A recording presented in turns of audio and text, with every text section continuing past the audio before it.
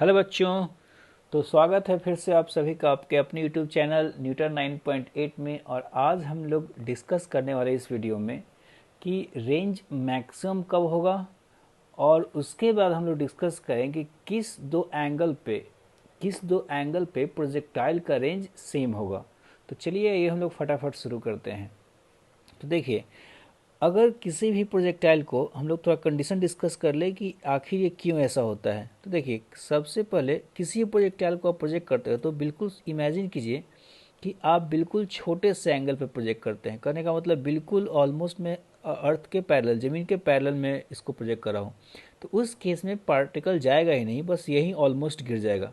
लेकिन आप जैसे से आप एंगल को इमेजिन कीजिए कि जैसे से आप ऊपर फेंकते जाइएगा, ठीक है, तो जैसे से आप ऊपर इसको थ्रो कीजिएगा तो इसका रेंज क्या हो जाता है, बढ़ते जाता है।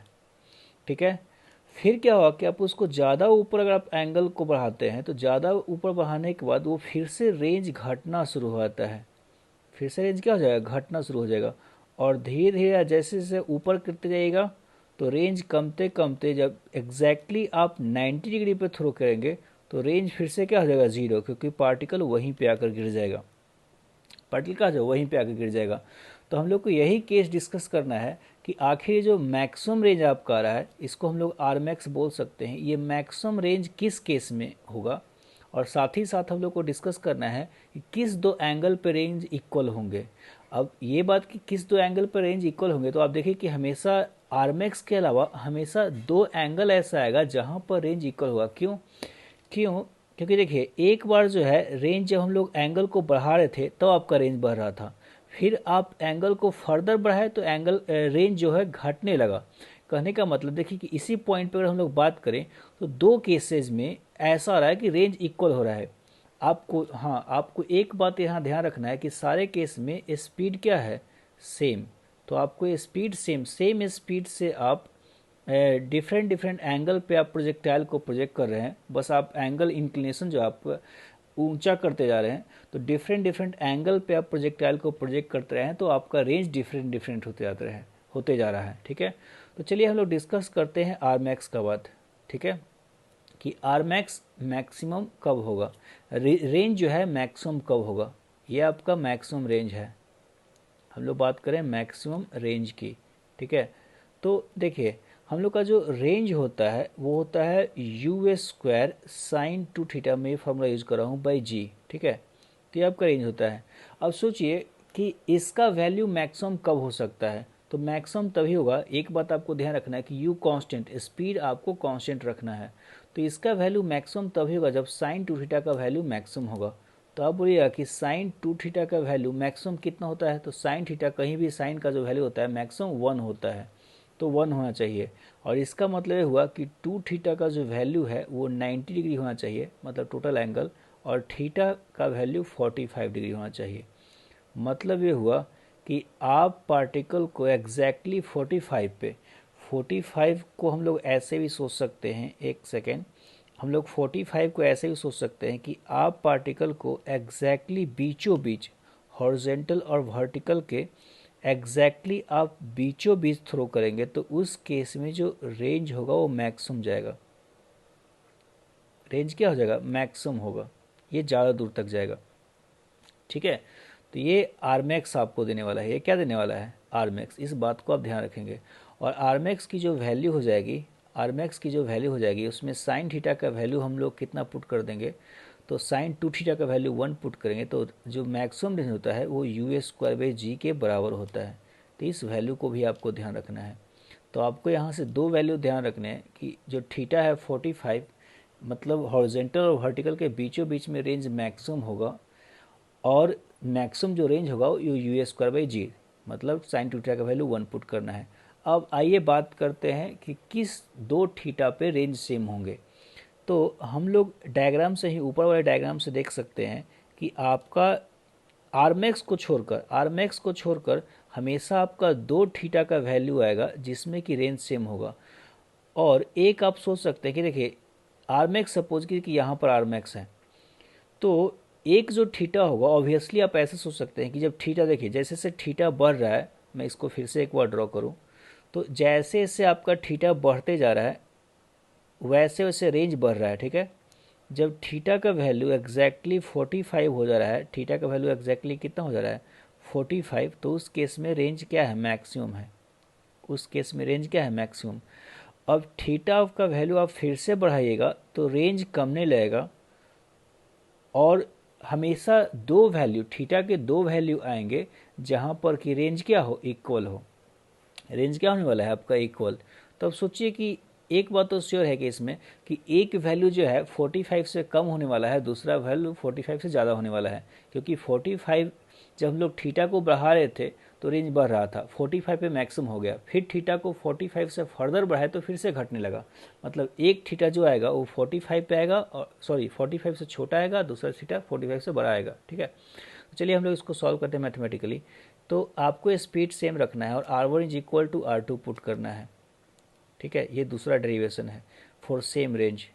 हम लोग बात करें हैं फॉर सेम रेंज। एक मिनट, हम लोग इसको ऐसे भी लिख सकते हैं, नहीं तो ये लगने लगेगा ऐसा कि हम लोग ऊपर वाले पैटर्न की बात करें। तो हम लोग अब बात करें सेम रेंज की। तो अगर हम लोग बात करें फॉर सेम रेंज, तो हम लोग ऐसा बोल सकते हैं कि R1 इज इक्वल टू क्या होना चाहिए, R2 होना चाहिए। मतलब U तो सेम होना चाहिए, तो यू स्क्वायर साइन 2θ1, मैं एक केस में θ1 पे थ्रो करूँगा, दूसरे केस में θ2, by G should be equal to u square sine 2θ2 by G, ठीक है। यू कैंसिल हो जाएगा, तो यहाँ से आपका आ जाएगा sine 2θ1 is equal to sine 2θ2।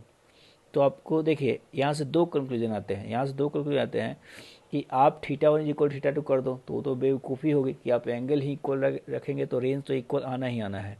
लेकिन दूसरे केस में साइन थीटा का वैल्यू तभी भी इक्वल होगा जब आप बोल सकते हैं कि 2θ1 इज इक्वल टू 180 माइनस 2θ2, ठीक है। क्यों मैं ऐसा बोल रहा हूँ कि आप साइन 2θ2 को ऐसा ही बोल सकते हैं, आप साइन 2θ2 को ऐसे भी बोल सकते हैं, इज इक्वल टू आप बोल सकते हैं कि साइन 180 माइनस 2θ2, इसको भी आप साइन 2θ2 ही बोलेंगे, ठीक है। दोनों बराबर ही हैं। तो मैं यहाँ से ये तो कंक्लूजन निकाल रहा हूँ कि यादव 2θ1 इक्वल 2θ2 होगा, नहीं तो कंक्लूजन निकाल रहा हूँ क्या कि 2θ1 इज इक्वल टू 180 माइनस 2θ2 होगा, ठीक है। तो क्योंकि 2θ1 इज इक्वल टू, अगर मैं बोलूँ कि 2θ1 इज इक्वल टू θ2, तो उस केस में कोई वैल्यू ही नहीं आएगा। मतलब आप बोलिएगा θ1 इज इक्वल θ2 तो बेवकूफ़ी हो गई। तो इसलिए मैं 2θ2 को साइन 2θ2 को कन्वर्ट करूँगा साइन 180 माइनस 2θ2, ठीक है। क्योंकि sine theta sine 180 minus theta एक ही होता है। तो इस तरह से हम लोगों का आ जाएगा। तो अब हम लोग इसको अगर सॉल्व करें तो हम लोग कुछ ऐसे हम लोग लिख सकते हैं कि यहाँ से आपका आ जाएगा कि, एक सेकेंड, हम लोग यहाँ लिख सकते हैं, लिख सकते हैं 2θ1 plus 2θ2 is equal to 180 degree, और यह बोल सकते हैं कि θ1 प्लस θ2 इज इक्वल टू 90। मतलब अगर दोनों एंगल का समेसन 90 हो तो आपका एंगल रेंज क्या नहीं वाला, इक्वल आने वाला है। और इसको हम लोग ऐसे भी याद रखते हैं कि सपोज कीजिए कि एक एंगल कंप्लीमेंट्री एंगल होने चाहिए। मतलब सपोज कीजिए कि अगर आप 30 पे प्रोजेक्ट करते हैं और 60 पे प्रोजेक्ट करते हैं तो रेंज इक्वल आएगा, ठीक है। ये बोलिए कि आप 45 तो आपका एक हो गया, 50 पे प्रोजेक्ट करते हैं या 40 पे प्रोजेक्ट करते हैं, रेंज इक्वल आएगा। मतलब दोनों एंगल का समेसन कितना चाहिए, 90 डिग्री। तो ये हो गया इक्वल रेंज के लिए कंडीशन। तो चलिए हम लोग अब क्वेश्चंस पे आते हैं। क्वेश्चन है आपका, a tank can fire bullet with a speed this much, then find the maximum distance it can hit the target. तो पूछा गया है कि अगर टैंक इतने स्पीड से बुलेट को फायर कर सकता है तो ये कितनी दूर तक के टारगेट को हिट कर सकता है, ठीक है। तो सोल्यूशन बिल्कुल आसान है। हम लोग ऐसे सोच सकते हैं कि देखिए, जो आपको मैक्सिमम रेंज निकालना है, आपको एक बात बता दूं कि आपका जो टैंक होता है कुछ इस तरह से होता है, ठीक है। तो आपका ऐसे कुछ टैंक होगा, और इस टैंक को फायर, ये टैंक जो फायर कर सकता है वो 1600 मीटर तक कर सकता है। तो देखिए क्या होता है कि जब टैंक को फायर करना होता है तो वो लोग अपना मेजर कर लेते हैं कि कितनी दूर के टारगेट को हिट करना है, ठीक है। वहाँ ऑलरेडी सारे मैनुअल होते हैं, ठीक है। तो सॉरी ऑटोमेटिक होते हैं, तो अब मैनुअल वर्क नहीं करते वो लोग।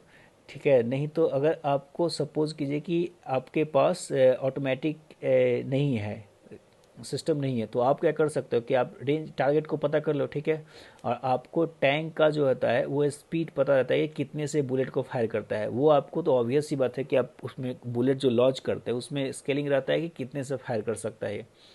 तो आप उसके अकॉर्डिंग रेंज को एडजस्ट कर सकते हैं। अगर आपको थोड़ा कम दूर फायर करना है तो आप थोड़ा कम एंगल पे फायर करेंगे या ज़्यादा एंगल पे फायर करेंगे। सपोज कीजिए कि बीच में क्या आ गया, बीच में कुछ बड़ा सा ऐसा कुछ माउंटेन आ गया, ठीक है। तो आपका दिक्कत ये गया कि कम एंगल और यहाँ पर उसको ड्रॉप करना है। तो अब दिक्कत आपका ये हो गया कि अगर कम एंगल पे फायर करते तो यहीं अटक जाएगा। तो आप ज़्यादा एंगल पे फायर कर दो, ज़्यादा एंगल पे फायर कर कर और रेंज वहीं गिरा दो, ठीक है। तो ऐसे ये लोग मैनिपुलेट करते हैं वैल्यूज़ को, ठीक है। और नहीं तो अगर ये नहीं है इस केस में, तो उस केस में तो आपको दो एंगल पे फायर कर सकते हैं, तो दोनों केस में रेंज क्या आएगा, सेम का सेम ही आएगा, ठीक है।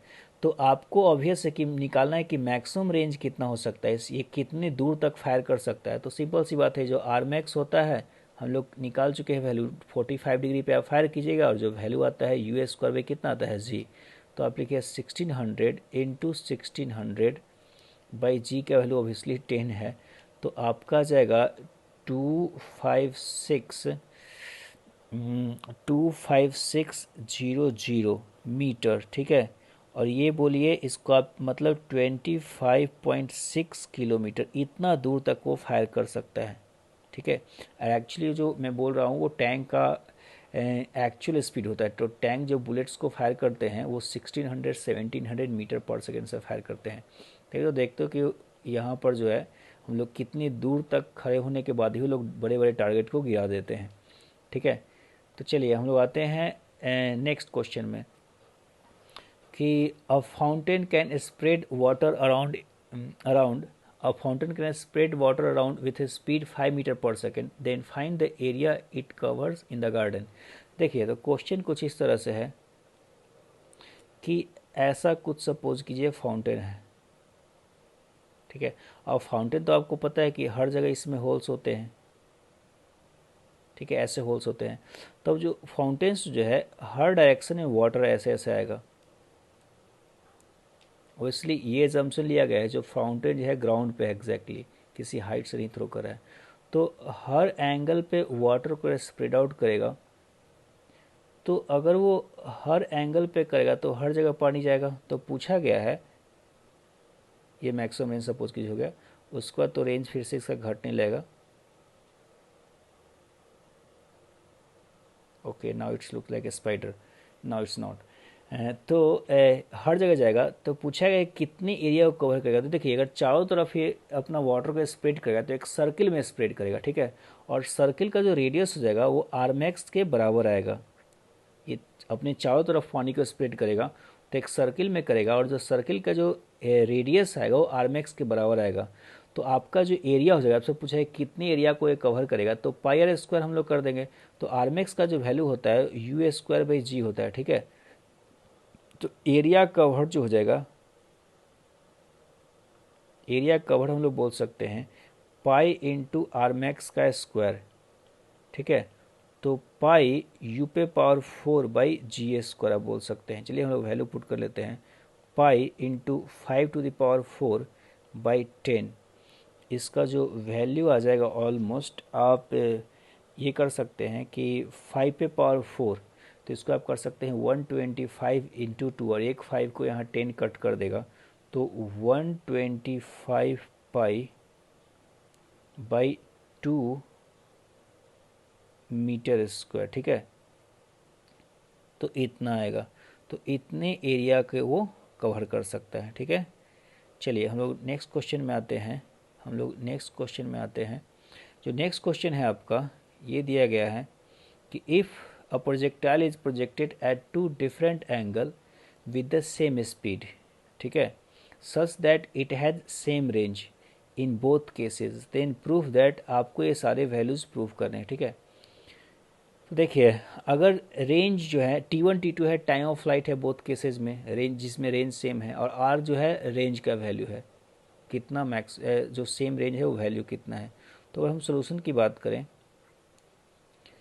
तो डायग्राम अगर आपको चाहिए तो डायग्राम कुछ इस तरह से होगा कि पार्टिकल को जो आप प्रोजेक्ट कर रहे हैं तो एक θ1 पे आप प्रोजेक्ट किए तब यहीं जा रहा है सपोज कीजिए, और दूसरा आप θ2 पे सपोज कीजिए प्रोजेक्ट किए तब भी आपका यहीं जा रहा है। ठीक है, तो ये θ1 हो गया और ये आपका जो टोटल एंगल θ2 हो गया। टोटल कितना हो गया θ2। ठीक है, तो देखिए हम लोग ऐसा कर सकते हैं कि दोनों का जो relation, instead of taking it at θ1 and θ2, I can say if one of the angle is theta, the other angle is 90 minus theta. If this angle is theta, then this angle will become equal to 90 minus theta. ठीक है, तो और ये range आपका हो गया है। जो मैक्सिमम हाइट्स हैं ये आपका h1 है और यहीं पे आपका h2। याद रखिए कि h1 h2 का जो पॉइंट रहेगा वो सेम रहेगा, ये पॉइंट सेम रहेगा, क्योंकि रेंज को जो मैक्सिमम हाइट होता है वो रेंज के बिल्कुल आधे पॉइंट पे होता है। ठीक है, तो h1 h2 हो गया। ओके, और टाइम ऑफ फ्लाइट आपका t1 t2 हो गया। तो चलिए सोल्यूशन पे आते हैं। तो आपको फर्स्ट में प्रूव करना है t1 t2 is equal to r/4। तो चलिए हम लोग t1 t2 मल्टीप्लाई करते हैं। t1 को लिखते हैं, t1 हो जाएगा u 2u साइन θ/g। ठीक है, और जो t2 को हम लिख सकते हैं कि 2u साइन 90 माइनस θ/g। इसको हम लोग कॉस थीटा डायरेक्ट बोल सकते हैं दूसरे में, हो जाएगा 2u कॉस θ/g। तो अगर आप मल्टीप्लाई करते हैं, जो आपसे बोला है बिल्कुल कर दीजिए वैसा, t1 इंटू t2 आप मल्टीप्लाई कीजिएगा तो हो जाएगा 4u² sine theta into cos θ/g। ठीक है, तो आ जाएगा आपका 2, इसको आप देख सकते हैं u into 2 sine theta into cos theta. इसको मैं डायरेक्ट लिख देता हूँ साइन 2 थीटा। ठीक है, हम लोग काफ़ी फॉर्मूला यूज़ किए हैं बाई जी। ये आपका रेंज है, ये आपका क्या है, रेंज है। ठीक है, सॉरी यहाँ g² है, तो यहाँ g² है, तो यहाँ पर मैं g कॉमन ले लेता हूँ। ठीक है, तो ये 2/g इंटू आर हो गया है। 2/g का वैल्यू, अगर g का वैल्यू आप 10 पुट करते हैं तो हो जाएगा r/5।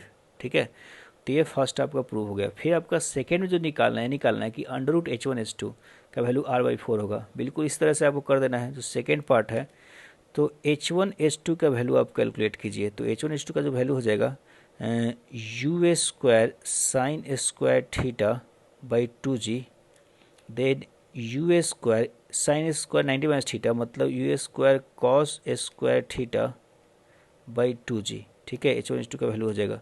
तो इसको आप बोल सकते हैं u² sine theta into cos θ/g का स्क्वायर है। ठीक है, अब देखिए बच क्या गया। तो जो आना चाहिए था यहाँ पर आना चाहिए था u पे पावर 4, तो मैंने इसको u² का स्क्वायर कर लिया। Sine square theta cos square theta तो मैंने होल स्क्वायर कर रखा है, और g² है तो g² है। ये आपका जो है 1/4 बच रहा है। ठीक है, 1/4 बच रहा है। ठीक है, चलिए अब हम लोग को, लेकिन ये जो वैल्यू है अभी रेंज के बराबर नहीं है। हम लोग को रेंज निकालने हैं। ये रेंज के बराबर तब होगा जब इसमें आप 2 मल्टीप्लाई करेंगे।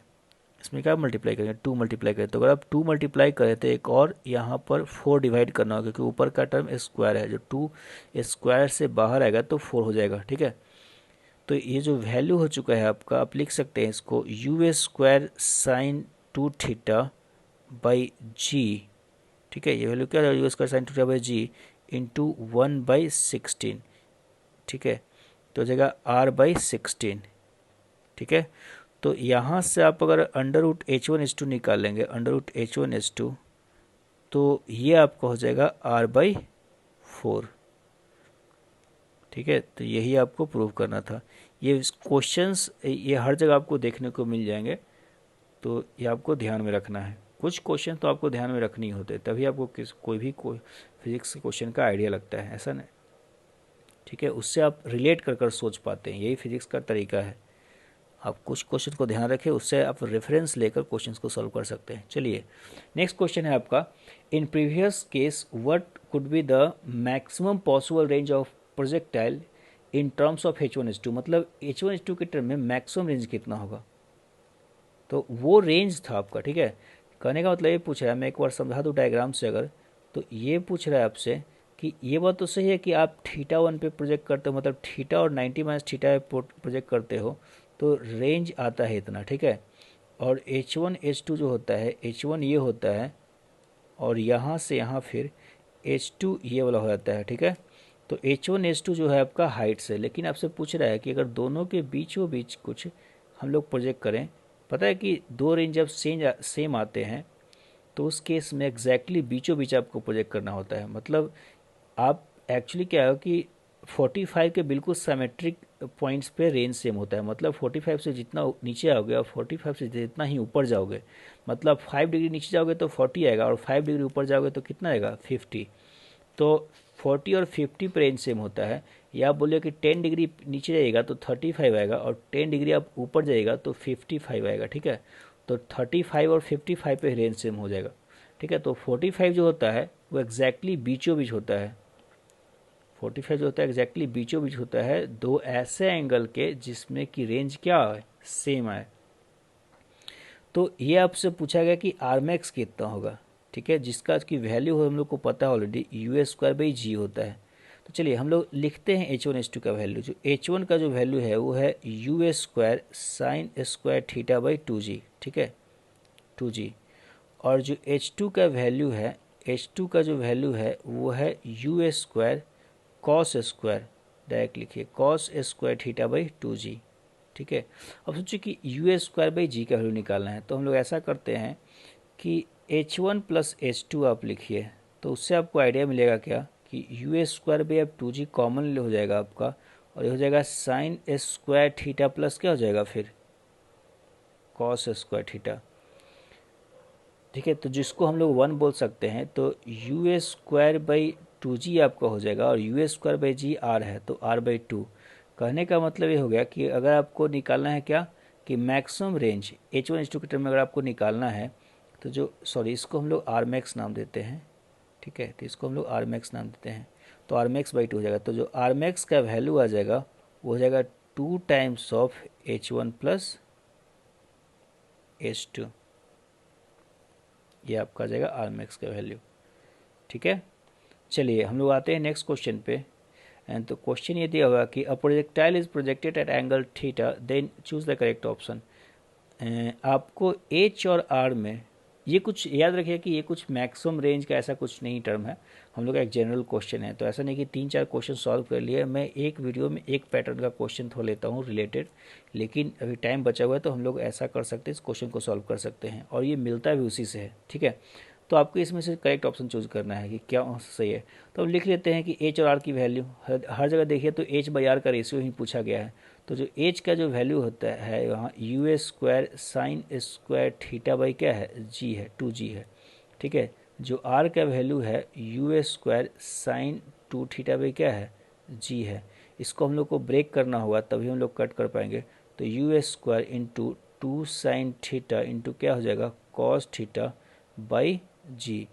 अब चलिए H/R की वैल्यू निकालते हैं। तो H/R की जो वैल्यू हो जाएगी वो आप देख सकते हैं कि U² से U² कैंसिल होगा, G से G कैंसिल हो जाएगा। ठीक है, तो बचेगा आपका मेन राशि से बचेगा sine square theta by 2 into 2 sine theta into cos theta. ठीक है, तो आप देखेंगे यहाँ पर बचेगा एक साइन थीटा तो कैंसिल कर देगा, ये बचेगा tan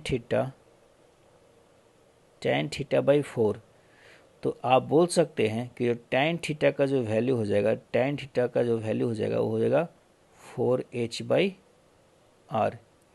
ठीक है, तो tan थीटा आने वाला है आपका 4H/R। तो ये आंसर आपको, ये क्वेश्चंस बहुत आते हैं, मतलब इस टाइप के क्वेश्चन बहुत ज़्यादा यूज में आता है, तो इसका आप हो सकता है कि ध्यान में रखें तो अच्छा होगा, नहीं तो ऐसा कुछ नहीं है। आपको अगर कैलकुलेशन जल्दी आता है तो आप ऐसे क्वेश्चन को फटाफट सॉल्व कर सकते हैं। ठीक है, तो चलिए आज के लिए इतना ही। नेक्स्ट वीडियो में हम लोग थोड़ा और इंटरेस्टिंग क्वेश्चन को डिस्कस करेंगे, और उसके बाद इक्वेशन ऑफ प्रोजेक्टाइल डिस्कस किया जाएगा। तो तब तक के लिए bye bye and take care.